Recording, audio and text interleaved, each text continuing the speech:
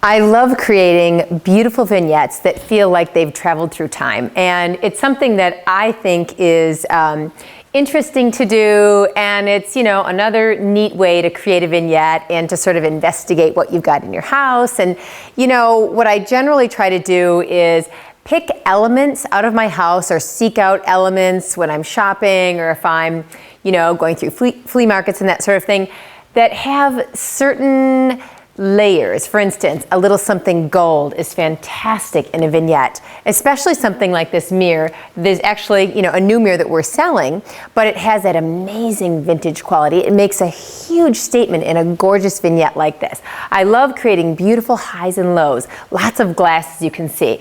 Beautiful, you know, oversized glass pieces are really, really interesting, especially a piece like this.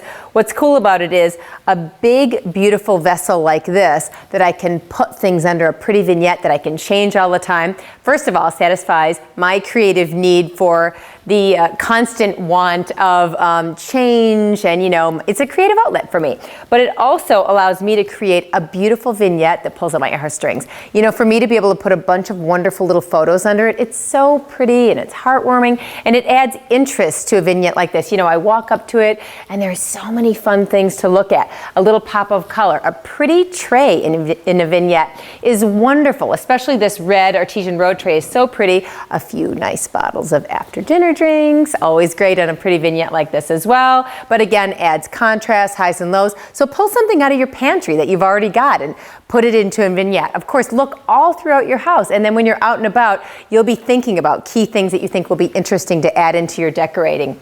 I love, you know, this antique tapestry that was my husband's great aunt's, mixed with, you know, a wonderful cut work screen. Very cool, interesting, you know, they don't necessarily make sense together, but that's what's so cool about them, is the contrast is what's interesting and very, very delicious. Along with some wonderful nature finds that the boys and I, you know, are always seeking out on our walks. You know, they're cool, just hung up there. Again, not putting everything together so perfectly also adds a really cool layer to it. And, you know, it's more interesting, unexpected, a little mysterious, you know, makes it kind of cooler.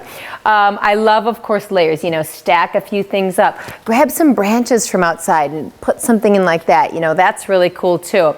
I love the severe black starkness against the incredible red bookshelves that are all disheveled against the rugs. The cool thing about these rugs, we design rugs that have a wonderful age to them, and what I find myself doing, this was entirely accidental, was upstairs in our boys' room, the dogs slowly ate away at the carpeting, so naturally I wasn't going to replace the carpeting.